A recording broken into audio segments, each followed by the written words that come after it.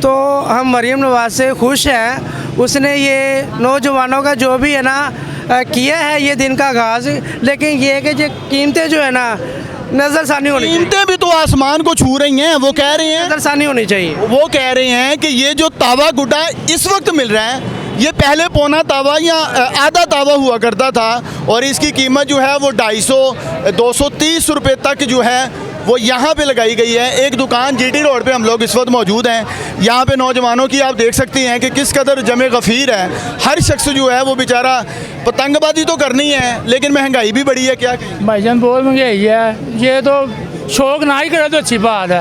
ऐ ना मनाने वाली गल्लां। ये ना मनाने वाली बात है कि इतनी महंगी डोल नहीं होनी चाहिए, क्योंकि मियाँ ख्वाजा साहब ने कहा था कि कम से कम 1500-3000 रुपये का बिना मिलेगा, इससे ज़्यादा नहीं मिलेगा। हालांकि वो भी बहुत महंगा है, लेकिन चलो इतना बंदा बर्दाश्त। कहा था, उन्होंने कहा था कि महंगा नहीं मिलेगा, आपको सस्ता मिलेगा। ये शौक है कि जब